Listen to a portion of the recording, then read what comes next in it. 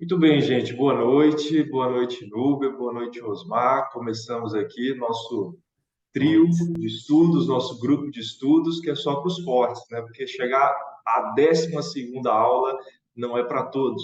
Muitos começaram lá na aula um, na aula 2 e o grupo foi minguando. Claro que tem uma galera que está assistindo em horários alternativos, né? E está tudo bem, já é feita a gravação para isso. Mas tinha uma galera que comparecia aqui com mais vigor às 19 horas, mas esse grupo está cada vez menor, mas nós temos aqui os guerreiros, né? Rubem Gerardi, Osmar Faria Júnior, juristas de ponta, um voltado para o direito público, Osmar, e a outra voltada, lamentavelmente, para o direito privado, que é a Núbia. Gente, vamos lá. Hoje a gente tem muita coisa para ver, matéria importantíssima, processo legislativo. Tá? A gente começou nas últimas oportunidades vendo sobre separação dos poderes e aí concentramos os nossos estudos sobre o poder legislativo. Terá um momento de vermos poder executivo, poder judiciário, assim por diante, mas a gente ainda está aqui envolvido com o poder legislativo. E hoje, uma compreensão de uma parcela importantíssima, muito relevante do poder legislativo, que é o centro nervoso do poder legislativo, que é o processo legislativo, ou seja, como que se faz lei nesse país? Essa é a pergunta. Há quem diga que é melhor não saber como, né? Mas nós que somos operadores do direito, somos estudiosos, profissionais do direito, nós precisamos aí entrar nesses ambientes, ainda que inóspitos, nessas entranhas legislativas, para compreender um pouco melhor o que a nossa Constituição diz sobre o processo legislativo, como é feito o processo legislativo. E para iniciar os nossos trabalhos, importa que a gente se debruce sobre o artigo 59 da Constituição para ver quais são as possibilidades de normas aqui no nosso país, o que se sujeita a um processo legislativo, para que então venha a ser promulgada, para que então venha a ser publicada, quais são as nossas espécies normativas. Você tem aí na sua tela o artigo 59, emenda à Constituição, lei complementar, lei ordinária e outros tantos diplomas aí descritos no artigo 59, que são espécies normativas, frutos, desdobramentos daquilo que se obtém num processo legislativo. De antemão aqui, importa que a gente acentue que não observar o processo legislativo implica em inconstitucionalidade. E inconstitucionalidade de que modalidade? Formal. Vocês que já estudaram o processo constitucional, vocês sabem que a inconstitucionalidade ela pode ser tanto formal quanto material, sendo que a inconstitucionalidade formal ela ainda se desdobra em três espécies. A inconstitucionalidade formal orgânica, a propriamente dita e a por violação aos pressupostos objetivos do ato. E dentre essas, a inconstitucionalidade formal propriamente dita se desdobra de novo em duas, sendo que o vício pode ser subjetivo ou objetivo. Se o vício for subjetivo, está relacionado à iniciativa de quem tem a iniciativa para fazer a lei, para dar os primeiros passos sobre a lei. Se não vier do lugar certo, da pessoa certa essa iniciativa, teremos uma inconstitucionalidade formal, propriamente dita, por vício subjetivo. Por outro lado, quando não se observa o processo legislativo em si, os procedimentos, as formalidades legislativas, isso se tratará de um vício objetivo. Será uma inconstitucionalidade formal propriamente dita por vício objetivo. Nesse caso aqui, né, do processo legislativo, essa é a possibilidade de inconstitucionalidade formal, propriamente dita, que pode ser tanto subjetiva quanto objetiva. Outro ponto que importa que a gente destaque também é que, quando da feitura da lei, quando a lei ainda é um projeto, mesmo nesse contexto, ela já se sujeita a um controle de constitucionalidade, um controle preventivo de constitucionalidade. O controle de constitucionalidade, você sabe, ele é preventivo ou posterior, repressivo. Se a lei já foi promulgada, se a lei já foi publicada, o controle será repressivo e operado pelo Poder Judiciário. Por outro lado, se a lei ainda não foi promulgada, se ela está em curso como projeto dentro do Poder Legislativo, ela se sujeita a controle de constitucionalidade a ser operado pela Comissão de Constituição e Justiça e, num segundo momento, pelo próprio Executivo. Porque quando o Executivo tem a possibilidade de sancionar ou vetar, o seu veto pode ser jurídico ou político.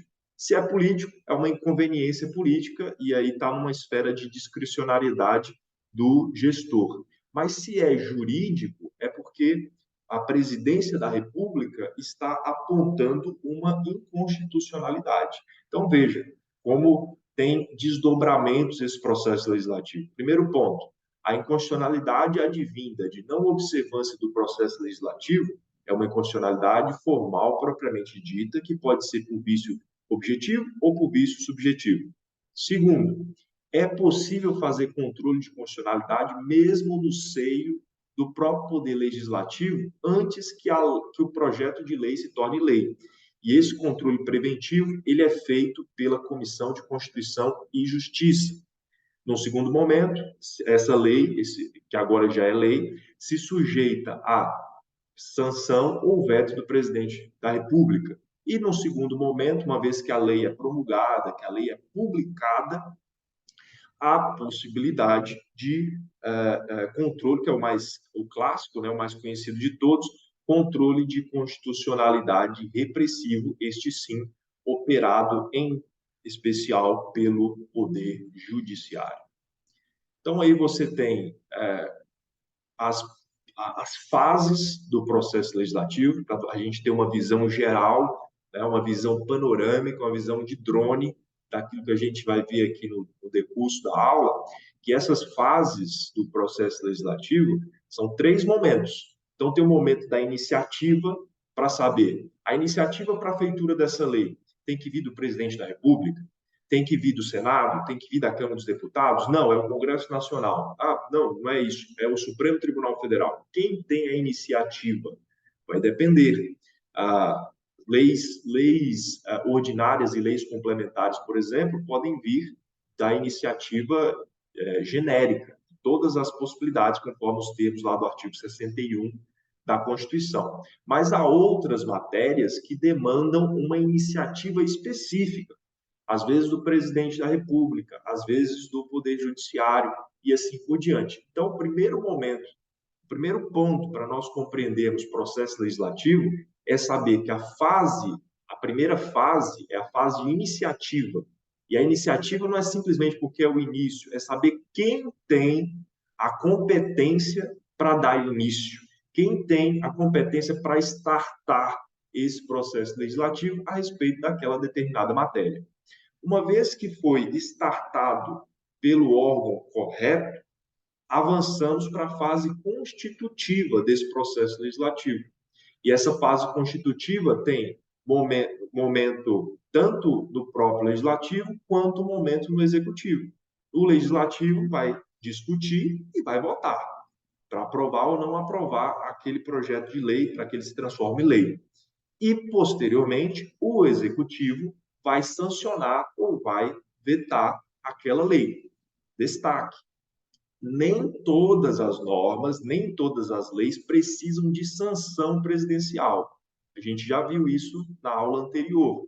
Algumas normas, elas são promulgadas pela própria Casa Legislativa, sem depender da sanção presidencial. Mas, em regra, para pensarmos assim em termos de normalidade, costuma acontecer, nos termos da Constituição, obviamente, a necessidade de sanção presidencial, ou veto, né? Ou ele vai vetar, ou ele vai sancionar. E, por fim, a terceira etapa, a fase complementar, que essa lei ela vai ser promulgada, né? Entra em vigência, vai ser publicada, aí tem o período de vacatio legis, né? Que vocês já devem ter visto ao estudar a parte geral do direito civil, a lei de introdução às normas do direito brasileiro, e então a lei está pronta para ser aplicada. Então, é um caminho, né? São 3 fases bem claras. Iniciativa, quem vai dar iniciativa?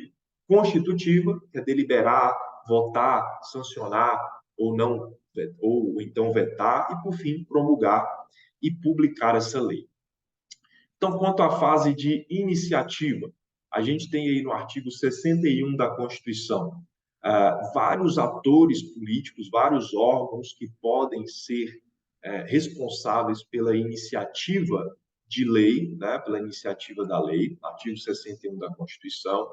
Depois, nós temos, numa segunda possibilidade, nesses artigos descritos aí na tela, iniciativa concorrente para que seja feita a lei, a exemplo da própria emenda à Constituição, artigo 60, inciso 1º, 2º, 3º, né? 1/3 dos membros do Senado ou da Câmara dos Deputados, mais da metade das Assembleias Legislativas, presidente da República, ou seja, uma competência concorrente para dar iniciativa, para começar a feitura dessa lei. Há também casos de iniciativa privativa, ou seja, a iniciativa para a feitura dessa lei deve vir necessariamente de uma pessoa, como lá no artigo 61, parágrafo 1º, que se faz menção ao presidente da República. Algumas matérias são de iniciativa exclusiva do presidente da República. Precisam vir dele. Se, porventura, a iniciativa, nesses casos, não for dele, for de outra pessoa, e essa lei vier a ser promulgada, vier a ser publicada, ela incorre em vício, em inconstitucionalidade formal, né? Propriamente dita, por vício subjetivo, porque não veio da fonte correta a iniciativa para a feitura dessa lei. E há ainda a possibilidade de iniciativa popular, alguns requisitos a serem preenchidos, que nós vamos ver mais adiante, e quando esses requisitos são preenchidos, o povo pode dar iniciativa, ter a iniciativa, startar o processo legislativo. Isso é raro, muito raro. Há quem diga que o Instituto é meramente decorativo, afinal de contas, por mais que seja startado pelo povo, nada garante que vai se transformar em lei, mas temos essa previsão aí na Constituição, que é considerada, inclusive, uma das hipóteses de democracia participativa, né? Democracia direta. Algumas questões para ponderarmos aqui, vocês que são estudiosos do direito constitucional, mesmo aqueles que debandaram para o direito privado. Pergunta é: pode o legitimado exclusivo ser compelido a deflagrar processo legislativo? Ou seja, aquela pessoa que foi destacada para ter a iniciativa, ele pode ser obrigado a ter a iniciativa? E a resposta é não. A Constituição lhe conferiu uma discricionariedade. Então, se a competência para startar, para dar início ao processo legislativo é do presidente da República, a respeito daquela matéria, se ele não levantar a mão para dizer que as coisas vão acontecer, né, dar início ao processo legislativo, então isso vai ficar paralisado. Claro que há casos que a própria Constituição pode dar um prazo. Olha, você tem a discricionariedade, mas tem que ser dentro desse prazo. Aí é uma outra questão, uma questão intermediária. E se nesse tipo de viés isso não vier a ser concretizado, impedindo a concretização de direitos, pode se sujeitar, inclusive, a uma ação direta de inconstitucionalidade por omissão, por exemplo, que aquilo que deveria ser legislado não foi legislado, havendo, portanto, uma inconstitucionalidade, uma omissão por inconstitucionalidade, né? Uma omissão inconstitucional. Outra questão: cabe emenda parlamentar em projetos de iniciativa reservada? Ou seja, a iniciativa é do Osmar, a iniciativa é da Núbia. Se a iniciativa é da Núbia, pode o Osmar depois propor uma emenda a aquilo que foi iniciado pela Núbia? Sim, pode, não tem problema nenhum. Não é porque você tem a iniciativa que o projeto está perfeito. O projeto pode ser, no curso do processo legislativo, objeto de emendas. Terceira questão: as regras de iniciativa reservada previstas na Constituição devem ser observadas em relação às normas decorrentes da manifestação do poder constituinte derivado decorrente? Só para facilitar aqui essa pergunta complicada, sabe-se lá quem fez. Poder constituinte derivado decorrente é o quê, gente? Lembra? Tem lá o poder constituinte originário, poder constituinte derivado reformador, é para fazer emenda.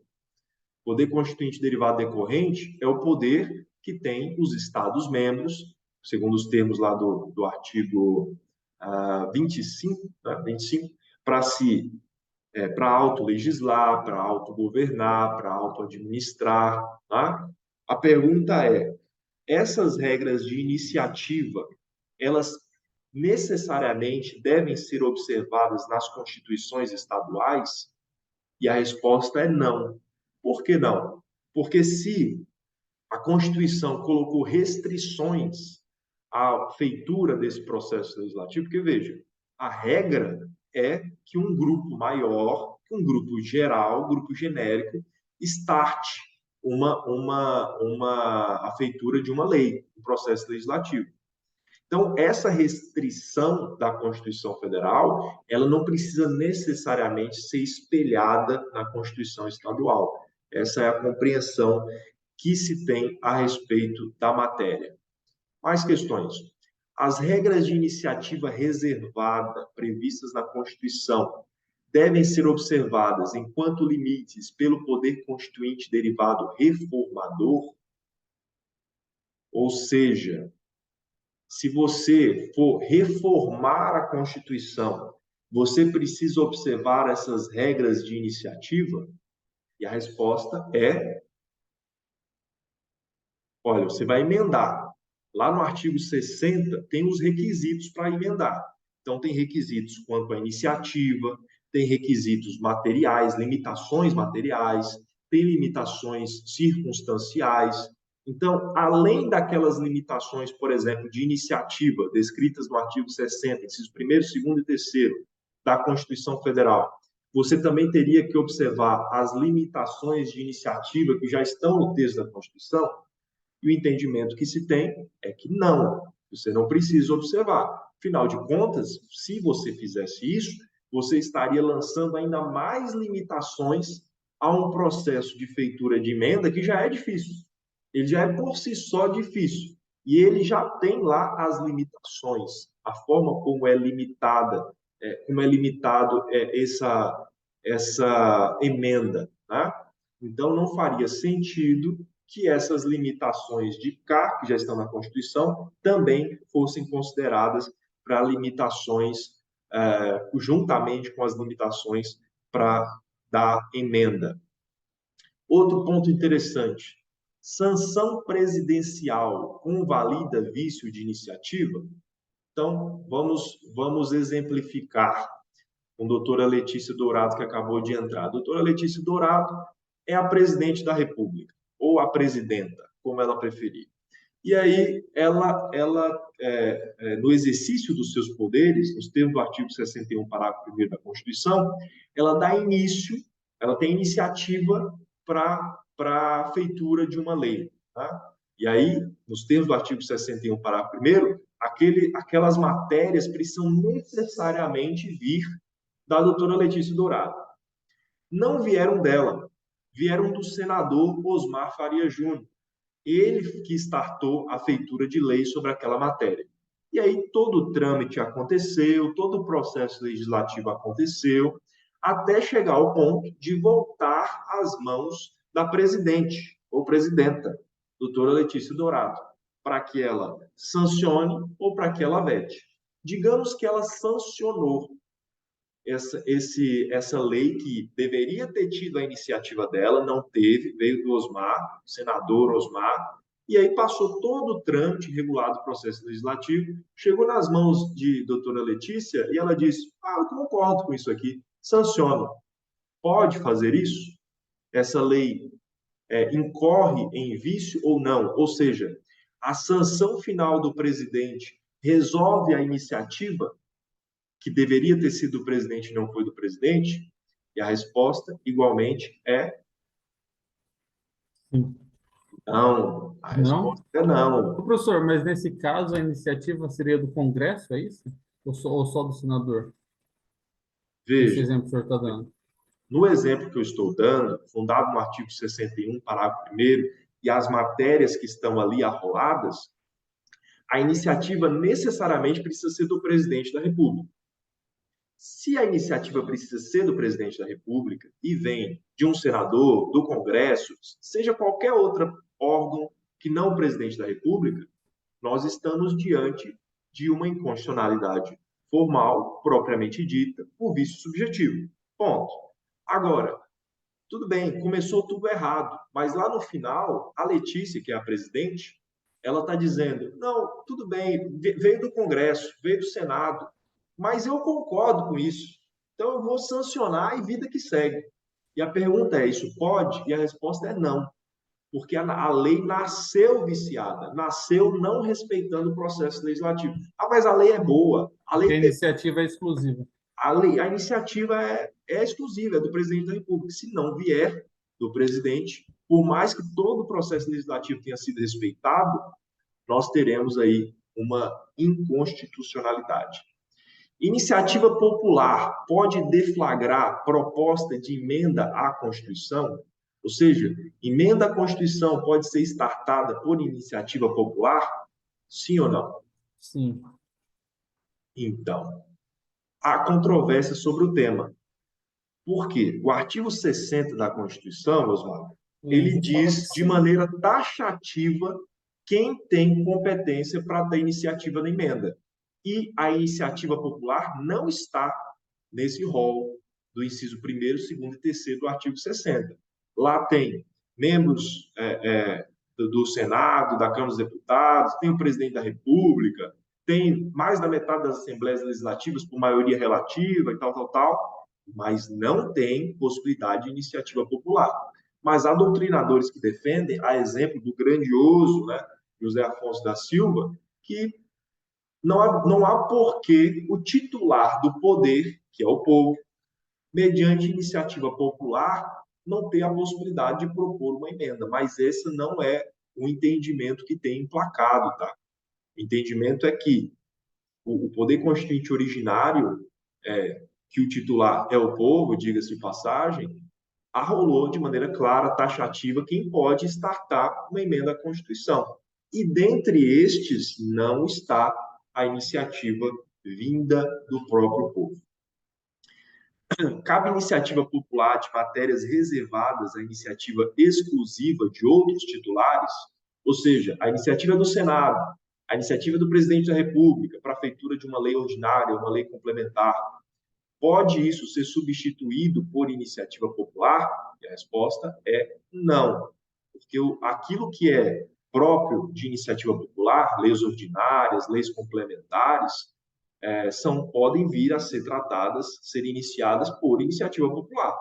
Mas as matérias que a Constituição diz que devem vir como iniciativa do presidente, que devem vir como iniciativa do Poder Executivo e assim por diante, devem ser respeitadas. Bom, o que mais? Iniciativa popular. Quais são os requisitos? Isso aqui cai demais em prova, tá, gente? É besta, bobo, é decoreba, mas cai demais. Quais são os requisitos para uma iniciativa popular? Primeira coisa, tem que ter um projeto subscrito por, no mínimo, 1% do eleitorado. E esse 1% do eleitorado não é da população, tá? Não é do povo, é do eleitorado, que é um número diferente. 1% do eleitorado tem que estar distribuído por 5 estados da federação e deve circunscrever-se a um só assunto. Então, não posso fazer uma iniciativa popular de vários assuntos ao mesmo tempo. Tem que ter um tema certo, distribuído em 5 estados, e pelo menos 1% do eleitorado tem que votar a esse respeito aí. Iniciativa popular pode ser para lei ordinária ou lei complementar. O projeto de lei é apresentado à Câmara dos Deputados. Então, isso aqui é um ponto importante. Foi feita, a lei está sendo startada pelo povo. Pode o povo pegar essas assinaturas, esse projeto, e apresentar no Senado, apresentar no Congresso Nacional? Não. Onde que isso deve ser apresentado? Na Câmara dos Deputados, que são os representantes do povo. É lá que esse projeto tem que ser apresentado. Então, pode ser que o examinador mude as coisas para dizer apresentou no Senado, apresentou no Congresso. Isso está errado. que o projeto precisa ser apresentado à Câmara dos Deputados, e a partir dali vai ser tocado. Não pode ser rejeitado pela Câmara por vício formal. Veja, a iniciativa está vindo do povo. O povo não tem nenhuma obrigação de ter conhecimento técnico-jurídico sobre direito, né? Técnico-jurídico, conhecimento técnico-jurídico. Então, chegou lá esse projeto em linhas mal escritas, linhas tortas, com essas assinaturas. Aí vem o deputado e diz, não, tem inconstitucionalidade, tem questões formais aqui que não foram observadas. Então, eu nego. Isso não pode acontecer. Tá? Então, esse projeto ele não pode ser negado por questões formais. Agora, por mais que o projeto seja, a iniciativa seja admitida, isso não quer dizer que o parlamento vai transformar isso em lei. O parlamento não está obrigado a implementar, a aprovar. O direito do povo é ter a iniciativa, é apresentar. Se isso vai virar lei ou se não vai virar lei, vai depender dos trâmites do processo legislativo. E o executivo, inclusive, mesmo depois de aprovado pelo Poder Legislativo, ainda pode vetar. Né? Claro, esse veto pode vir a ser subvertido por maioria absoluta das casas ali reunidas, em sessão conjunta. Mas o fato é que o executivo pode vetar mesmo aquele projeto de lei, aquela lei que veio de uma iniciativa popular. Temos aí os dois únicos exemplos da nossa história de iniciativa popular que redundou em lei, vale vocês dar uma olhada aí no material. E quanto à iniciativa popular, só para a gente esquematizar, leis ordinárias e leis complementares podem vir de iniciativa popular? Sim. Lei delegada, medida provisória, decreto legislativo e resolução podem vir de iniciativa popular? Não. Por quê? Porque isso aí vem de iniciativas reservadas. Então, se é lei delegada, delegada de quem? É o legislativo delegando para o executivo. Então, não cabe a iniciativa popular para uma lei delegada, certo? Medida provisória. A medida provisória, nos termos do artigo 62, pertence a quem? Ao Poder Executivo, o chefe do Poder Executivo. Então, não cabe o povo ter iniciativa a respeito de matéria que é tratada em medida provisória. Decreto legislativo, né, que vem ali do Congresso Nacional. Não vale. Resolução da Câmara dos Deputados ou do Senado. Não, isso vem da Câmara dos Deputados ou do Senado. Assim como o decreto legislativo vem do Congresso Nacional. Então, isso aí, esse pacote, ele não é acampado pela iniciativa popular. A iniciativa popular se destina a leis ordinárias e leis complementares. E, por fim, quanto à emenda à Constituição, é discutível, como eu comentei aqui com o Osmar. Há quem defenda essa possibilidade, mas, em regra, se entende que, como não está rolado lá no artigo 60, o povo também não teria possibilidade de startar uma emenda à Constituição. Regra da irrepetibilidade, ou seja, a lei que foi tratada nessa sessão legislativa, na sessão legislativa de 2023, mas foi rejeitada, ela pode ser tratada na mesma sessão legislativa? Não. A proposta rejeitada não poderá ser votada na mesma sessão legislativa, certo? Já apresentamos essa proposta em 2023, foi rejeitado. Ah, mas eu quero apresentar de novo. Então, agora só em 2024, só na próxima sessão legislativa, salvo se houver proposta por maioria absoluta da Casa Legislativa. Então, a Câmara dos Deputados rejeitou aquela proposta em 2023. Mas ainda em 2023, maioria absoluta veio dizer, não, não, não, isso é importante, estávamos enganados, vamos retomar. Nesse caso, aí sim, mas a regra é a regra da irrepetibilidade. Se foi rejeitado na sessão legislativa de 2023, só em 2024, não vai vir em 2023, com exceção de essa reversão por maioria absoluta da Casa Legislativa. No caso de projeto de lei de matéria de iniciativa reservada, a regra é absoluta. Então, veja, a matéria é de iniciativa reservada ao presidente da República. Aí, então, foi rejeitado. Pode o presidente da República voltar a apresentar no mesmo ano? Não. Pode o próprio legislativo, por maioria absoluta, dizer, não, não, vem de novo. Não, por quê? Porque a reserva é do presidente, a iniciativa é do presidente. Não pode a maioria absoluta do Congresso virar esse jogo. Se for veio do presidente e foi rejeitado, acabou, só na próxima sessão legislativa. Nem o próprio presidente pode trazer isso de novo na mesma sessão legislativa. Mesmo medida provisória não pode renovar a apreciação da matéria rejeitada. A lógica é a mesma. Assim como a iniciativa reservada, medida provisória também é reservada. A quem? Ao presidente da República. Então, se a medida provisória não foi aprovada em 2023, só em 2024. Nem se o Congresso quiser, maioria absoluta, não vai votar isso em 2023. Para que maioria absoluta retorne uma matéria, precisa ter sido algo do seio do próprio Congresso, do Senado, da Câmara dos Deputados. Se vier de iniciativa de alguém, né, reserva de iniciativa, medida provisória, não será o caso. No caso de rejeição de medida provisória, a regra da irrepetibilidade também é absoluta. Então, veja, lá para o legislativo, temos a regra da irrepetibilidade, de que só na próxima sessão legislativa se houver rejeição. Mas lá a regra é relativa, porque maioria absoluta pode reverter o jogo.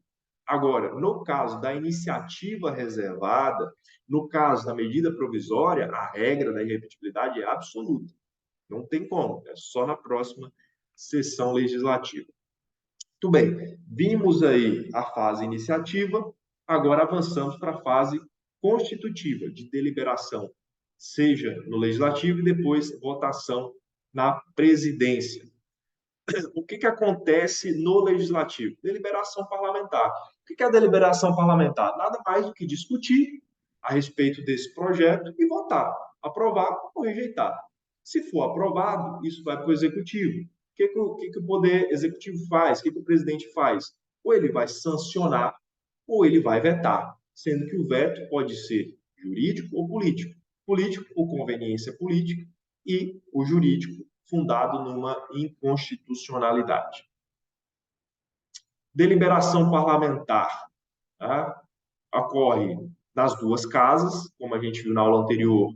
Em esfera federal, temos o bicameralismo. Em esfera estadual, distrital, municipal, unicameralismo. Mas esfera federal é o bicameralismo. Então, aquela matéria ela é discutida nas duas casas. Então, inicia numa casa, vai para outra. Emendou, volta para a primeira. E assim que funciona. Precisa passar pelas duas casas. Em regra, a casa iniciadora é a Câmara dos Deputados e a casa revisora é o Senado. Quando não vai ser assim? Se o projeto vier do próprio Senado, aí a casa revisora vai ser a Câmara dos Deputados.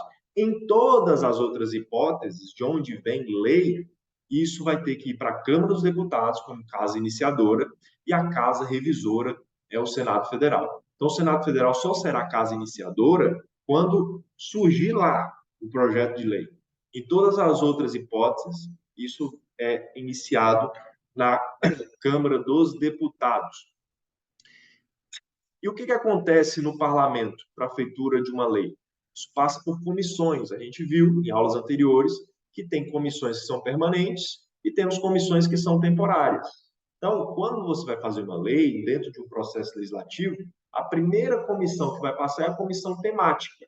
Ou seja, sobre essa matéria que nós estamos tratando, sobre esse tema, temos uma comissão para ver isso. Aí essa comissão vai fazer um estudo, vai ouvir pessoas, vai fazer audiências públicas e vai chegar a um parecer. Esse parecer da comissão temática não é um parecer vinculativo. Ele pode ser aderido pelo parlamento ou não, tá certo? Diferente dos pareceres da Comissão de Finanças e Tributação e da Comissão de Constituição e Justiça, porque nesse caso o parecer ele é terminativo, ou seja, não passou pela Comissão de Finanças e Justiça, não temos grana, o orçamento não bate com isso. Morreu, não seguiremos. Não passou pela Comissão de Constituição e Justiça, ou seja, Epa, isso aí é inconstitucional, não podemos seguir com isso. Os pareceres, tanto da Comissão de Finanças e Tributação quanto da Constituição e Justiça, são terminativos, enquanto a comissão temática é meramente opinativa, tá certo? Agora, então isso significa que a palavra da Comissão de Constituição e Justiça ou a palavra da Comissão de Finanças e Tributação é a palavra final? Não.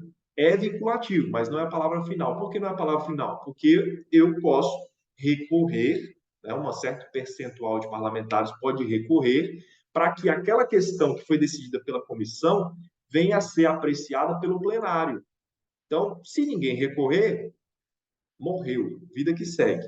Mas se recorrerem, isso tem que ter trazido para o plenário, certo? Então, a postura da comissão temática não é vinculativa, mas o parecer da Comissão de Finanças e Tributação e da Comissão de Constituição e Justiça são, sim, pareceres vinculativos. Está aí na sua tela, comissão temática, parecer meramente opinativo, Comissão de Finanças e Tributação, parecer terminativo, Comissão de Constituição e Justiça, igualmente, parecer terminativo. Processo de votação. O que acontece a votação? A votação ela pode ser tanto ostensiva quanto secreta. Tá? Então, numa votação ostensiva, o parlamentar que fica sentado, ele está dizendo, eu aprovo. O parlamentar que se levanta, ele está dizendo, epa, não concordo com isso, estou rejeitando isso aí. Então, tem esse procedimento. E também tem o modelo de processo nominal, listado, conforme os termos do regimento interno da casa. Então, há a votação ostensiva, demonstrada, e tem a votação que é secreta. Como que funciona esse diálogo entre as casas legislativas, entre casa iniciadora e casa revisora? Como que funciona isso aí? Então, começa onde? Temos aqui de um lado, nesse quadro na tela, né? Decisão sobre projeto de lei e os desdobramentos. Então, vamos ver aqui. Rejeição na casa iniciadora. Então, começou na Câmara dos Deputados, foi rejeitado. Qual é o desdobramento? Segue para arquivo. Arquivou. Começou na Câmara dos Deputados, foi rejeitado, arquivou. Aprovação na casa iniciadora, segue para a casa revisora, podendo ser aprovado, rejeitado ou emendado. Então, rejeitou na casa iniciadora, já arquivo. Aprovou na casa iniciadora, vai para a casa revisora. Aprovação na casa revisora, segue para o executivo, que pode sancionar ou vetar. Então, veio a casa iniciadora, e aprovou. Veio a casa revisora, aprovou. Com a sequência, vai para o executivo, que vai sancionar o vetado. Rejeitou na casa revisora, vai para o arquivo. Ou seja, na casa iniciadora, aprovou. Foi para a casa revisora, rejeitou, arquivo. Emendado na casa revisora, ou seja, aprovou na casa iniciadora, na casa revisora também aprovou, mas emendou, propôs emenda. Qual é a sequência? Segue para a casa iniciadora, que delibera exclusivamente sobre a emenda. Então, iniciador aprovou, revisor aprovou, mas com emenda. Aí vem essa emenda para a iniciadora ponderar a respeito da emenda. Emenda aprovada pela casa iniciadora. Para onde que vai? Segue para o executivo, que pode sancionar ou vetar. Tá certo? Ou seja, começou na casa iniciadora, aprovou. Foi para a casa revisora, aprovou, mas com emenda. Voltou para a casa iniciadora aprovou a emenda, vai para o executivo para sancionar ou vetar. Agora, e se a casa iniciadora não aprovar a emenda, vai para o arquivo? Não, esse é o pulo do gato. Por quê? Porque prevalece a casa iniciadora nessas circunstâncias. Ou seja, vamos aqui recapitular brevemente. Aprovou na casa iniciadora, aprovou na casa revisora, mas a casa revisora fez uma emenda. Essa aprovação com emenda voltou para a casa iniciadora.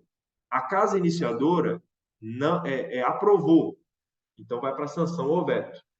A casa iniciadora reprovou a emenda, também vai para a sanção ou veto, porque a casa iniciadora prevalece sobre a casa revisora. porque a única coisa que a Casa Revisora fez foi emendar, e a Casa Iniciadora não aceitou a emenda, mas tudo o mais foi aprovado pela Casa Revisora. Então, por isso, isso já vai seguir para o Poder Executivo. Votação de emendas. Em regra, as emendas são admitidas, porém, não se admite emendas que aumentem as despesas. Tá? Então, começou na Casa Iniciadora, foi para a Casa Revisora. A Casa Revisora fez emenda, só que essa emenda ela não pode aumentar despesas de projetos de iniciativa exclusiva do Presidente da República, projetos sobre organização desses serviços descritos aí. Osmar. Professor, no caso dessa emenda, é qualquer tipo de emenda? Porque tem emenda modificativa, tem emenda aditiva, então tanto faz como emenda modificativa. Mesmo a casa a iniciadora, ela tendo rejeitado a emenda, mesmo assim vai para a sanção? Então, como diz aqui, em regra, as emendas são admitidas. As emendas da Casa Revisora são, em regra, admitidas. Só não serão admitidas a respeito desses temas que tem aí na sua tela, que aumentam as despesas a respeito desses temas. Talvez a sua pergunta esteja relacionada sobre o que foi abordado na tela anterior. E o que foi abordado na tela anterior? A Casa Revisora fez uma emenda. Essa emenda voltou para a Casa Iniciadora. A Casa Iniciadora, ela reprovou a emenda. Qual é o destino? Arquivamento? Não. O destino é enviar para o Poder Executivo sancionar ou vetar. Então, a emenda da Casa Revisora, seja aprovada, seja rejeitada pela Casa Iniciadora, não impede que o processo legislativo continue, que dê o próximo passo no tabuleiro, avançando para o presidente da República, certo? Regime de urgência constitucional. Alguns temas, dada a sua relevância, podem correr dentro de um trâmite mais rápido, de um processo legislativo mais rápido. E isso vem de uma proposta do presidente da República. Nessas circunstâncias, tem o tempo máximo de 45 dias para passar pela Casa Iniciadora, 45 dias para passar pela Casa Revisora e, por fim, 10 dias para, se for o caso, voltar para a Casa Iniciadora. Ou seja, um processo legislativo de, no máximo, 100 dias, né? Em algumas matérias que são consideradas matérias urgentes. Deixa eu reduzir aqui a tela. Pronto. Em matérias que são consideradas urgentes. Né? Durante o decurso do prazo, as demais deliberações legislativas são sobrestadas. Então, é um tema muito importante, urgente, então ele tem que correr no regime de urgência constitucional. 45 dias na Casa Iniciadora, 45 dias na Casa Revisora, no máximo, e volta para a Casa Iniciadora 10 dias. Tudo mais fica parado enquanto isso está correndo, porque é um regime de urgência constitucional. E aí chegou, por fim, na deliberação executiva, ou seja, para sancionar ou vetar. 15 dias para sanção ou veto. 15 dias, guardem esse número. Sanção expressa ou tácita, ou seja, Osmar é o presidente. Chegou lá o projeto aprovado, a lei aprovada. Ele tem 15 dias para sancionar ou vetar. Ele deixou o prazo correr em albis, em branco. Ele não se manifestou. Isso implica em sanção. Se ele não falou nada a respeito, isso implica em sanção, porque o veto precisa ser expresso, certo?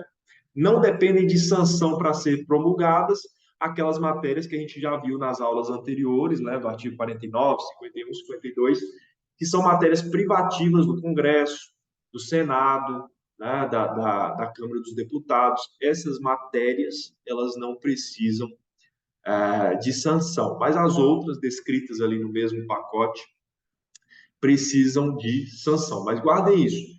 Quanto tempo tem o presidente para sancionar ou vetar? 15 dias. Passou em branco, isso significa sanção, porque o veto precisa ser expresso, certo? 15 dias úteis para veto. Veja que o detalhe, 15 dias corridos ou 15 dias úteis.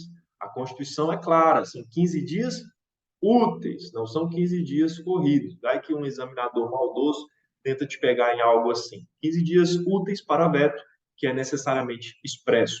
O veto pode ser total ou parcial, jurídico ou político.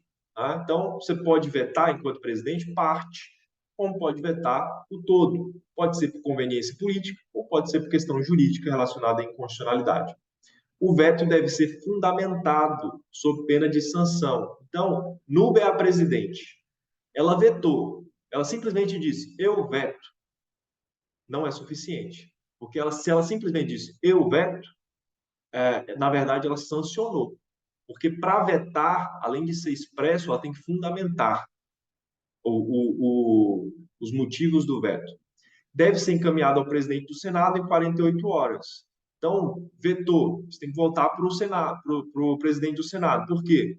Porque ele pode convocar sessão conjunta da Câmara dos Deputados e do Senado para reverter o resultado por maioria absoluta. Né? O veto é irretratável, mas pode ser superado por maioria absoluta da Câmara dos Deputados e do Senado. Então, no fim, quem dá a última palavra não é o presidente.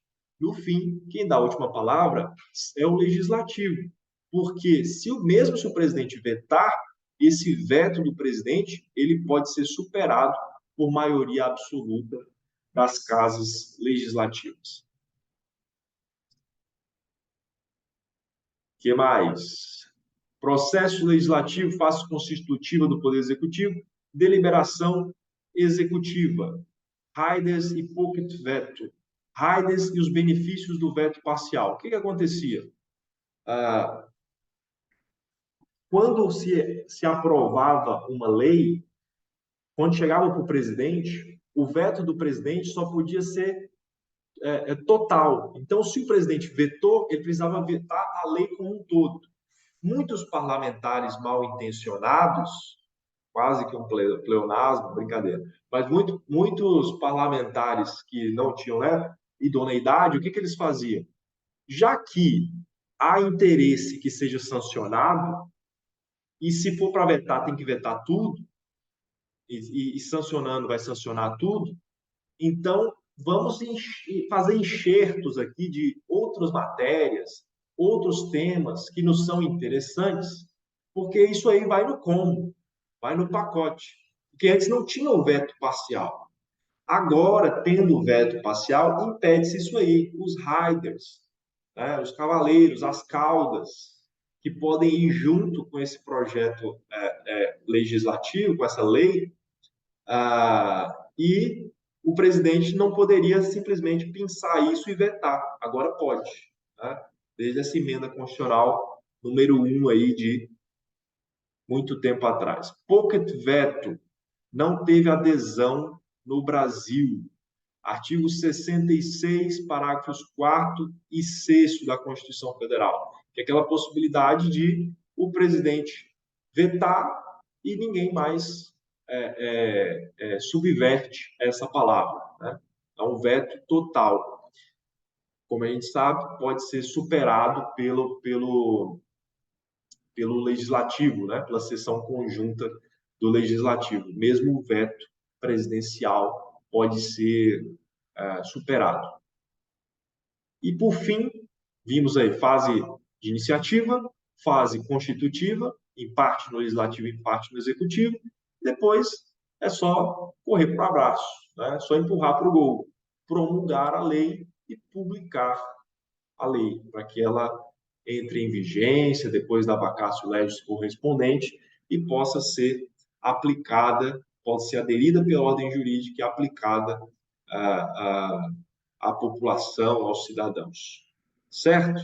Tudo bem, vimos tudo que nos importava para hoje e agora a gente vai para as nossas questões, para nós finalizarmos aqui. Letícia, eu já sei que não tem áudio, né? Na verdade, eu não acredito muito nisso. Ela briga comigo, mas não acredito que a Letícia não tenha áudio. Então, vamos fazer o seguinte. Eu acho que ontem foi o Osmar que leu e a Núbia ficou de comentário, é isso? Então, hoje a Núbia, né, sempre muito elegante, faz aí a leitura e o Osmar e a Letícia comentam. que vocês acham? Pode, por mim tá ótimo. Vamos lá, vamos lá. Leia para a gente, por favor. Questão magistratura, Rio de Janeiro, 2011. Considerando o disposto na Carta Magna a respeito do processo legislativo, assinale a alternativa correta. A. O projeto de lei aprovado por uma casa será revisto pela outra em 2 turnos de discussão e votação e enviado à sanção ou promulgação se a casa revisora o aprovar, ou arquivado se o rejeitar. B. O ponto aqui é, para a feitura de uma lei, isso precisa passar em 2 turnos de discussão e votação nas casas? Sim ou não? Sim ou não? A resposta é não. Não. Quando que passa 2 turnos? Quando vai fazer o quê? Emenda. Emenda. Então, isso aqui é para te confundir, tá? 2 turnos não é para fazer lei, isso é para fazer emenda. O que acontece na feitura de uma lei é na casa iniciadora, vai para a casa revisora e, no máximo, volta para a casa iniciadora, né, em razão de uma emenda. Certo? Então, letra A, já descartamos. Letra B. Se o presidente da República considerar o projeto, no todo ou em parte, inconstitucional ou contrário ao interesse público, vetá-lo-á total ou parcialmente, no prazo de 15 dias corridos, contados da data do recebimento, e comunicará dentro de 48 horas ao presidente do Senado Federal os motivos do veto. E aí, tá certo ou tá errado? Ó, o presidente da República considerar o veto no todo ou em parte, tá certo? Sim, porque ele pode vetar parcialmente. Inconstitucional, veto jurídico, ou contrário ao interesse público, veto político. Tudo certo até aí, né? Vetá-lo-á total ou parcialmente, certo? No prazo de 15 dias, certo? 15 dias corridos? Úteis. Tá Colocou, vendo? tá tudo certo, né? Até Tá até vendo? 48 horas, né, professor? Contados da data do recebimento, comunicará dentro de 40 horas ao presidente do Senado Federal, tudo certo. Mas, Só o quem corrido. quem é que vai lembrar nessa hora dos corridos ou úteis? Agora eu vou lembrar.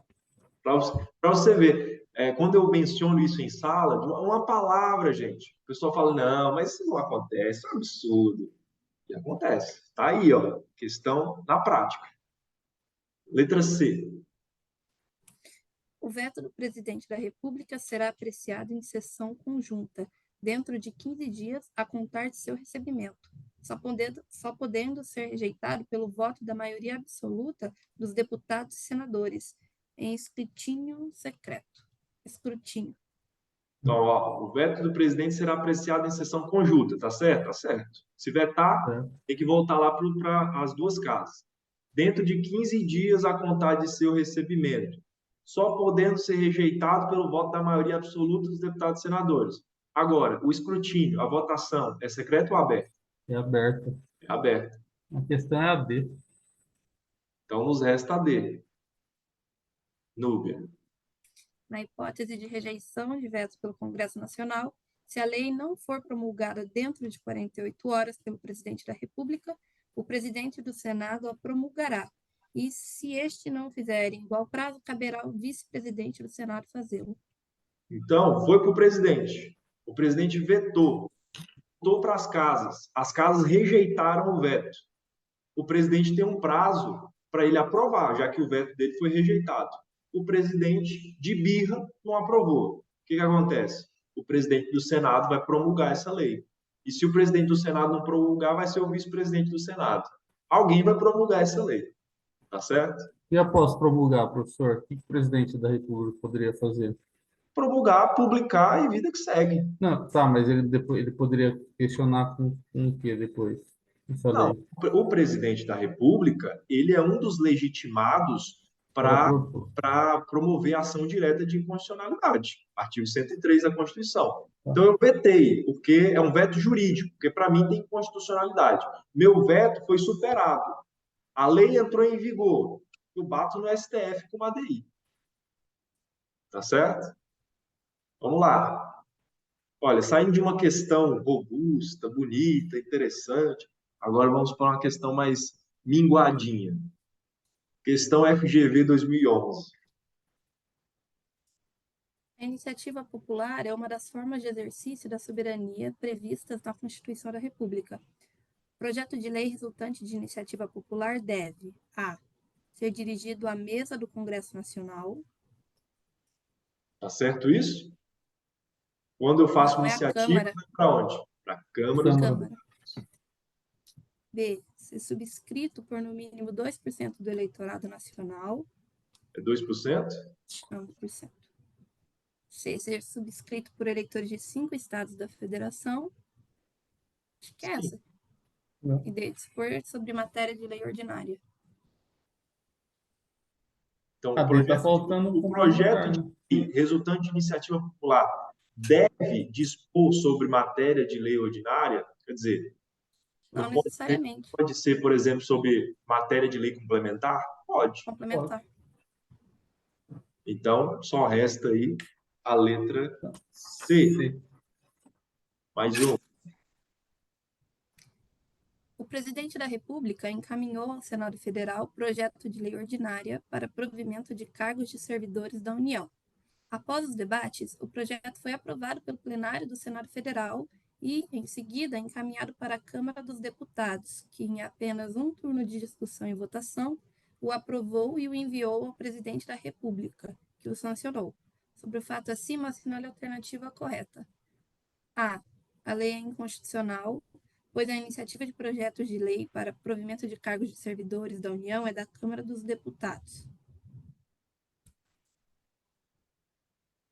E aí? Vamos voltar no enunciado? O presidente da República encaminhou ao Senado projeto de lei ordinária. Até aí está tudo certo? Aparentemente, sim. Para provimento de cargos de servidores da União. Então, supondo aqui que se trata de algum tema lá do artigo 61, parágrafo 1º. Após os debates, o projeto foi aprovado pelo plenário do Senado Federal e, em seguida, encaminhado para a Câmara dos Deputados, que, em apenas um turno de discussão e votação, o aprovou e o enviou ao presidente da República e o sancionou. Ou seja, o presidente da República, que deu início a esse projeto de lei, ele pode mandar esse projeto de lei para o Senado? Qual é a regra sobre a casa iniciadora? Quem é a casa iniciadora, em regra? Câmara. Câmara dos Deputados. Senado só vai ser casa iniciadora quando? Quando for iniciativa do próprio Senado. Então vamos lá, letra A.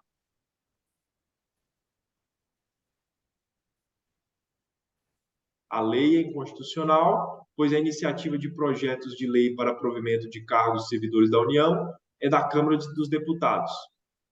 A iniciativa é da Câmara dos Deputados? É por isso que a lei é inconstitucional? Letra B. A discussão e a votação do projeto deveriam ter se iniciado na Câmara dos Deputados, havendo, por isso, vício no processo legislativo. É essa, né, gente? Sim. Letra C. A ocorrência de 2 turnos de discussão e votação do projeto de lei ordinária, pressuposta no adequado processo legislativo, não ocorreu no caso narrado. O processo legislativo tem esse negócio de 2 turnos? Não, é coisa de emenda. Quando é emenda, processo legislativo para emenda, 2 turnos. Mas, em regra, casa iniciadora, casa revisora, vida que segue. A lei é constitucional, pois o processo legislativo foi rígido, ou seja, aconteceu com regularidade. Está errado, ou seja, só nos resta a letra B. B. A possibilidade aqui de confusão, se você não tivesse a informação muito clara de quem é a casa iniciadora em regra, talvez fosse com a letra A, porque você poderia pensar, não, mas a iniciativa para essa matéria deve ser da Câmara dos Deputados, só que não é. A iniciativa veio do lugar certo, do presidente. Certo? Daí ele tem que encaminhar para a Câmara. Ele tem que caminhar para a Câmara. Porque, como eu mencionei para vocês no decurso da aula, só começa no Senado se é de origem do Senado. Em todos os outros casos, tem que mandar para a Câmara dos Deputados. A iniciativa popular, Câmara dos Deputados. Vem o presidente, Câmara dos Deputados.